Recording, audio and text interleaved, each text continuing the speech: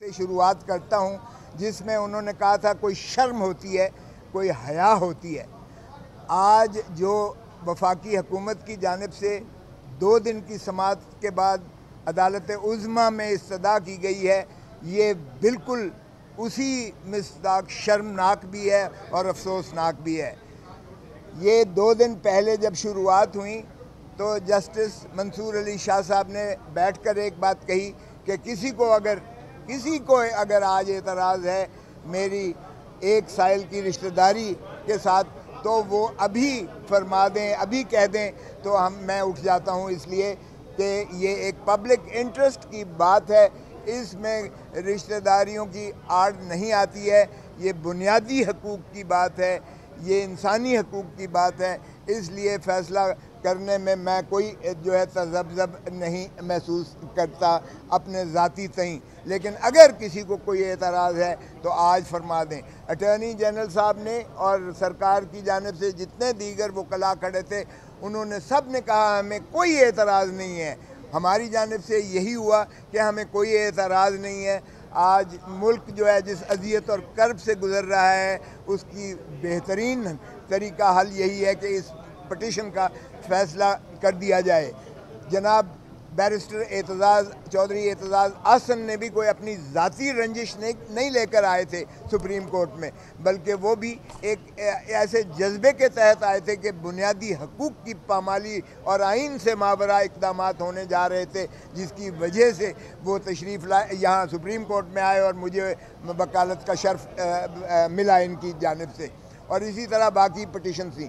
2 दिन अदालत उज़्मा ने 4-4 बजे तक जो है सुनवाई की इस केस की, और आज जो है इसको फिक्स किया गया था। आपने देखा कि पहले ही वफाकी हुकूमत ने जो शोर मचा रखा था कि हम इस फ़ैसले को नहीं मानेंगे, और इस फ़ैसले की तस्दीक कर रहे थे कि बेंच पर एतराज़ात वफाकी हुकूमत जिस अंदाज से भोंडे अंदाज से कर रही थी, वो भी सबके सामने है। आज जब अदालत बैठी है तो अटॉर्नी जनरल साहब ने फरमाया कि जी मुझे अब हिदायत मिली हैं कि मैं जस्टिस मंसूर अली शाह साहब के बेंच पर बैठने का एतराज़ करूं। तो ये उस पर हैरत हुई चीफ़ जस्टिस साहब को भी, और आपने सुना जो चीफ़ जस्टिस साहब ने कहा। उन्होंने कहा मैंने इंतहाई तहम्मुल और बर्दाश्त का इसमें जो है सबूत दिया है। आपने वो फ़ैसला ना माना जो 90 दिन के अंदर जो है फ़ैसला, आपने उसे उलझाया रखा, रेशोज़ में उलझाए रखा। आप किसी एक ने नहीं कहा कि 90 दिन का आइन में मुंदरज नहीं है कि इलेक्शन होना करार पाए हैं। आपने सरीहन तौहीन अदालत की उज़्मा की, और फिर भी हमने जो है बहुत तहम्मुल और बर्दाश्त से रेस्ट्रेंट का जो है मुज़ाहिरा किया। आज आपने इंतहा कर दी। इस पर मैंने भी खड़े होकर कहा, मैंने कहा ये पाकिस्तान के लिए एक बहुत ही भयानक और बहुत डार्क डे मुतसव्वर होगा पाकिस्तान की तारीख़ में। अदलिया की तारीख़ में भी ये एक स्याह दिन के तौर पर लिया जाएगा। वफाक पाकिस्तान की भी जो है इसको तबाही के दहाने पर ले जाने की ये काविश है जो हुकूमत कर रही है। वज़ीर आज़म की जानिब से ऐसा एतराज़ आए हमें, और दूसरी जानिब से भी उन्होंने कहा कि हमें जहाँ तक मंसूर अली शाह साहब की ज़ात का ताल्लुक़ है, उन पर, उनकी इंटेग्रिटी पर, उनकी अहलियत पर, उनके जज्बे पर किसी को कोई शुबा और वो नहीं है। ये वफाक की जानिब से भी कहा गया। अटॉर्नी जनरल ने भी कहा। मुझे समझ नहीं आती है कि फिर वज़ीर आज़म ने क्यों कर ये मुतसव्वर किया कि कॉन्फ्लिक्ट ऑफ इंटरेस्ट इसमें मुतसव्वर किया जाएगा, सिवाय इसके कि इसको ताख़ीरी हरबा के तौर पर, और ये देखते हुए 2 दिन की समाअत जो हमारी दलाइल थी, ये देखते हुए कि ये नाकाबिले दिफा है ये अमल, फ़ौजी अदालतों का क़याम आइन से मुतसादिम है, ये बावर करते हुए ये हुकूमत ने अपनी शिकस्त मानी है। ये वाज़ेह तौर पर नज़र आ गया कि ये बेंच क्या ये ना हम अदलिया को मानते हैं, ये वफाक और पाकिस्तान का भरपूर नुकसान करने जा रही है। और इस चीज़ का बरमला मैंने इजहार जो है रिकॉर्ड करवाया सुप्रीम कोर्ट में, ये जिस दौरान ये हो गई थी। लेकिन अब हमने ये अर्ज़ किया है सुप्रीम कोर्ट में मंसूर अली शाह साहब से भी कि खुदारा अब वफाक इस पर जो है एतराज़ नहीं कर सकती है, क्योंकि एक दफ़ा जब वफाक ने कह दिया 2 दिन पहले कि हमें कोई एतराज़ नहीं है, ये बिल्कुल बैठें और इस बेंच पर हमें कोई एतराज़ नहीं है।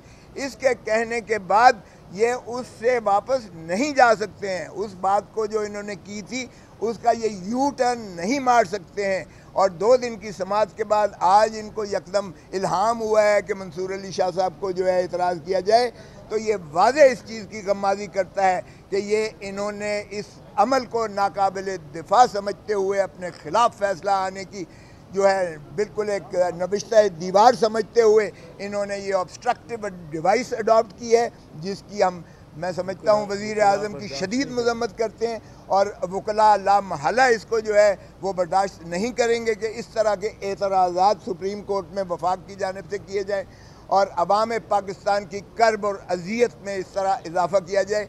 ये बेचैनी, ये सरासीमगी सिर्फ इसी वजह से है कि ये अदालतों को फ़ैसले नहीं करने दे रहे हैं और अदालतों के फ़ैसले की तस्दीक करते हैं और ये जो है बुनियादी हकूक़ की इस तरह से पामाली करते हैं और आइन को इन्होंने रद्दी की टोकरी बनाकर ये ज़ियाउल हक की तरह इन्होंने जो है नोक पर रख कर बखेर दिया है हवा में। बहुत देखें, ये तो हुकूमत ने एतराज़ लिया है, फेडरल गवर्नमेंट ने नहीं, ये तो हुकूमत कर रही है। देखो, हुकूमत सब कुछ इस्टेब्लिशमेंट पे तो नहीं डाल सकती। ये तो बड़े लंगड़े बहाने हैं कि जी इस्टेब्लिशमेंट कर रही है अमरीका। भाई आप ना, आप इस्तीफ़ा दो प्राइम मिनिस्टरशिप से, आप इस्तीफ़ा दो।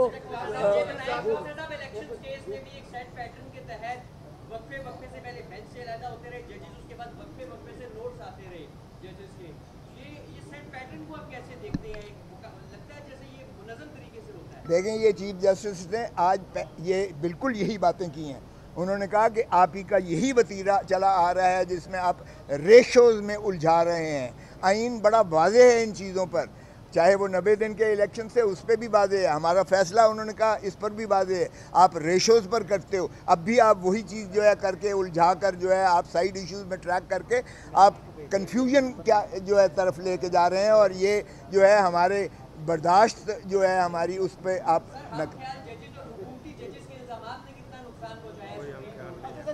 कोई हम ख्याल और कोई हुकूमती नहीं है, माफ़ कीजिएगा। जज जज है और जजों में इख्तलाफ राय एक खुश आइंद बात है और तस्लीम शुदा बात है, इसलिए हम उसको जो है ये नहीं समझते कि ये जजों में डिवीज़न है। अलबत्ता हर एक का अपना अपना नज़रिया होना।